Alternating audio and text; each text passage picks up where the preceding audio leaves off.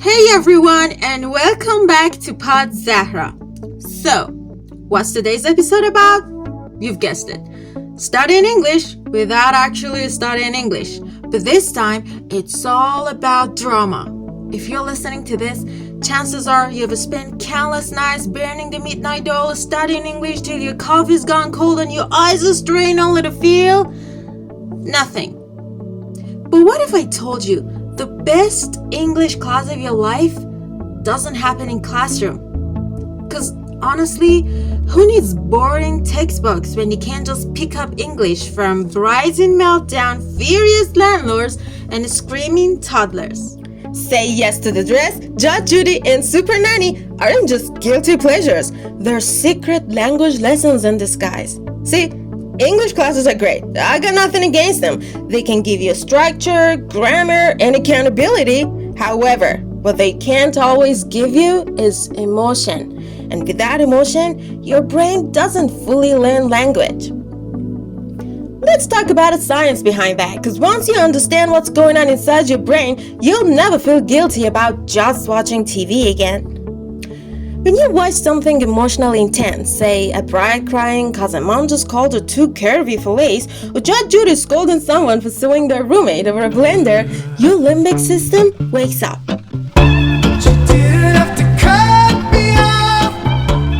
That's the emotional center of your brain, and it instantly talks to the hippocampus, which is in charge of forming memories. You know what's even cooler? Your hippocampus doesn't just say words you hear. It also tags where and when you experience them. Neuroscientists like Matthew Wilson have shown this beautifully in mouse studies. If a mouse gets a mild shock in a certain cage, it won't just remember the pain. It'll remember the context. Next time it's in the same cage, it freezes in fear. But if it's moved to a different one, it relaxes. That's because the hippocampus encodes memory with their emotional and environmental details. Now, imagine what happens when you're watching a heated argument on Judge Judy or a dramatic meltdown on Say Yes to the Dress. What? Give me what was stolen? My wallet. What was in your wallet? It was $50. Okay. I had to replace all my IDs. I had gift cards in there, my earpiece, and a calculator. There was no earpiece in the mail. I love it.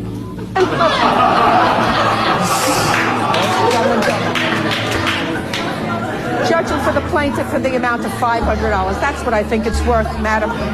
Goodbye.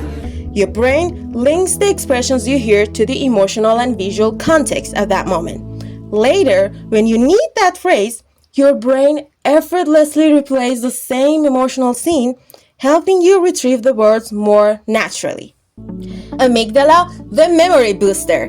Then, the amygdala jumps in to make things even more fascinating. That little almond-shaped structure in your limbic system isn't just there to detect emotions. It literally tells your hippocampus, hey, this is important. Record it properly. When you feel something intense like shock, anger, or laughter, the amygdala boosts hippocampal activity, strengthening how that moment is stored. Scientists have even found synchronized rhythms between these two regions during emotional memory formation. Memory, emotion, and language. And that's where journalist Josh Foer's insights on memory kick in. He talks about how vivid, emotionally charged memories are in fact easier to retrieve. And I'd like to think of it as our brain's own library system. The richer the emotional context, the more accurately your brain catalogs a memory and everything linked to it.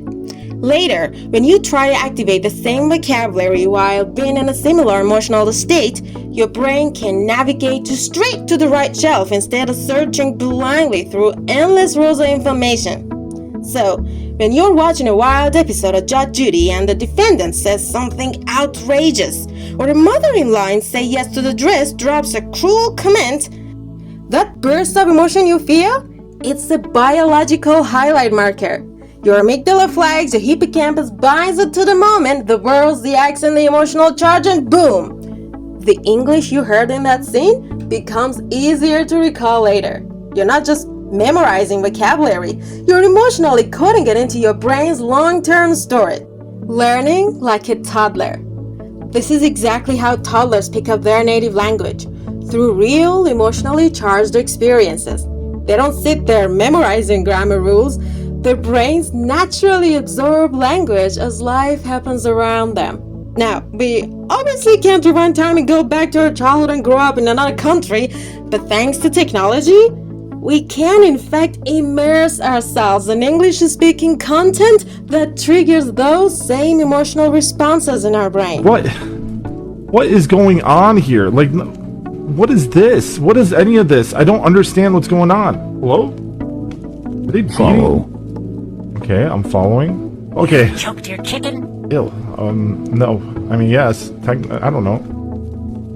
How do I answer Robert. that? Yeah? It's time you buy my cameo. Why your cat? My Whoa! English classes fall short.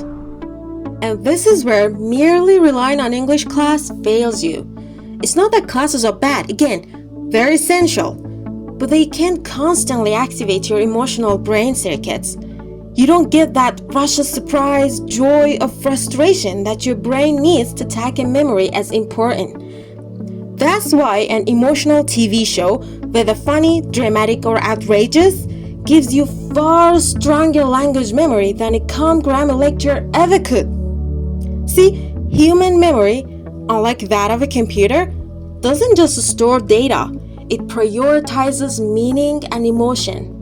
Without emotional engagement, your brain simply has no reason to hold on to a new collocation or phrasal verb. That's why understanding the neurology of learning matters. It reminds us to build our study habits around how the brain actually works. Sapolsky's lesson, Rewiring Fear. Let's borrow another brilliant insight from Professor Robert Sapolsky's Behave book. He explains how fear extinction works in the brain, how we unlearn fear.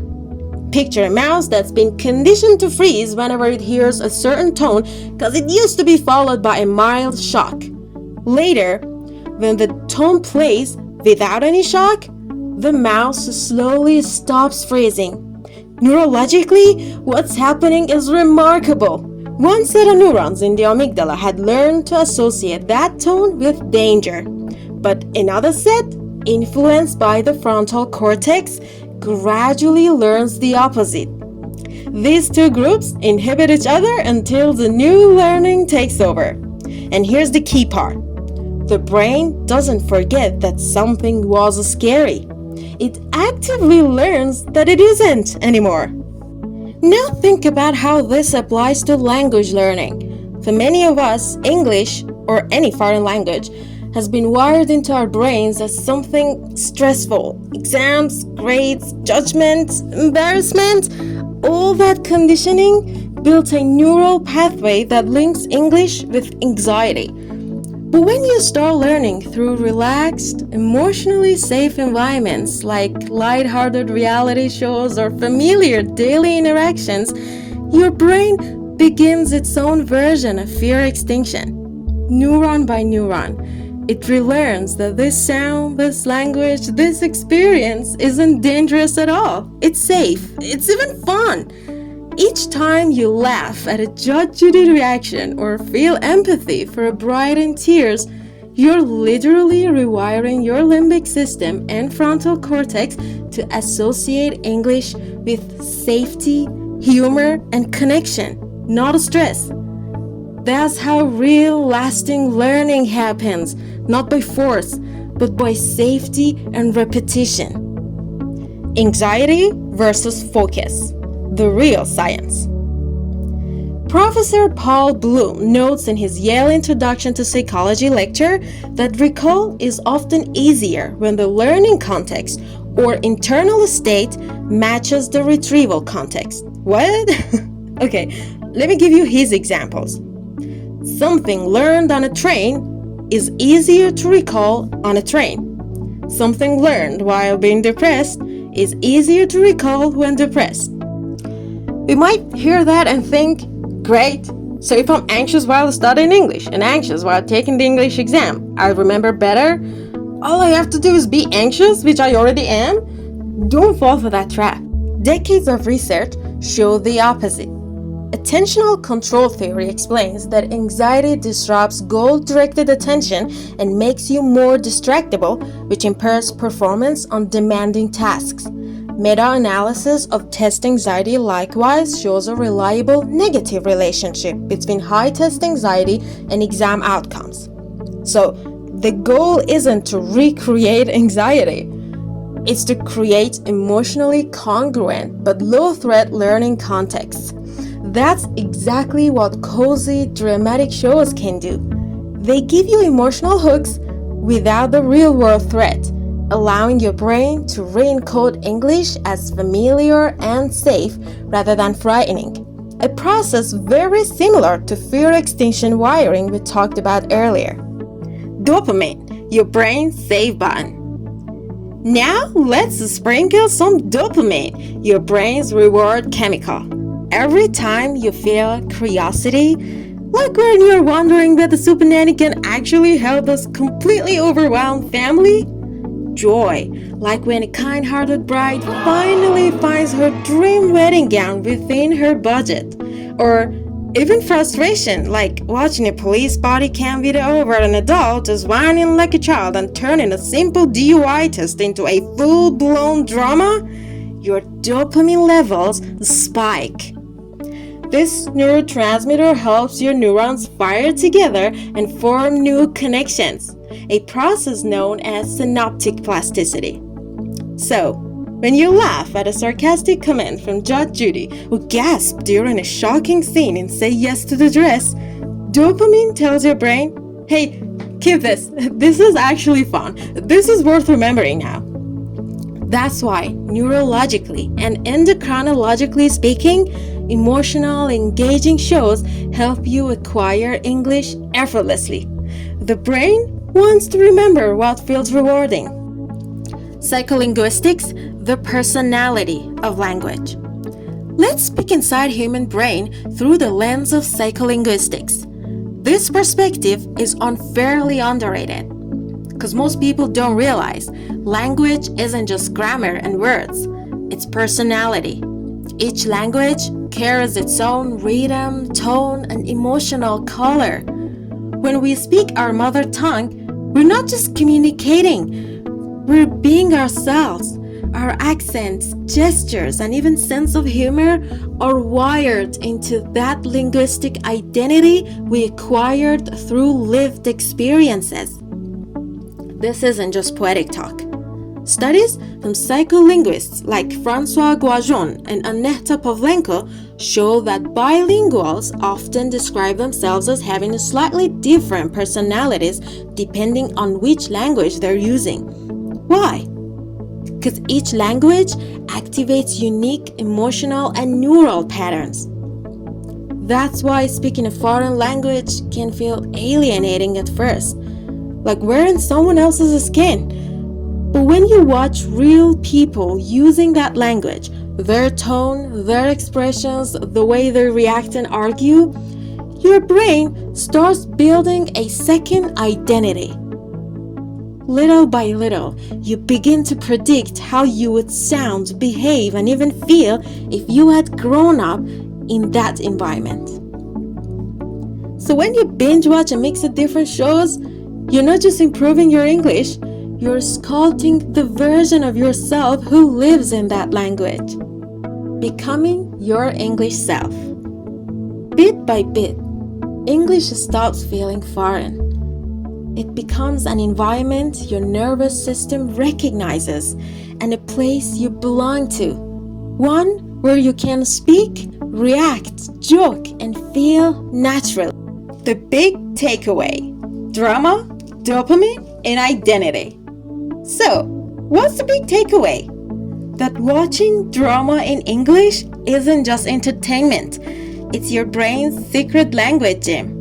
Every spike of curiosity, joy, or even frustration activates your dopamine, fires up your hippocampus, helps your amygdala mark the moment as important, and gives you a taste of shaping your bilingual personality. The rhythm, humor, and attitude that come with speaking English naturally. Over time, you start forming a version of yourself who can speak, react, and even feel in English without hesitation.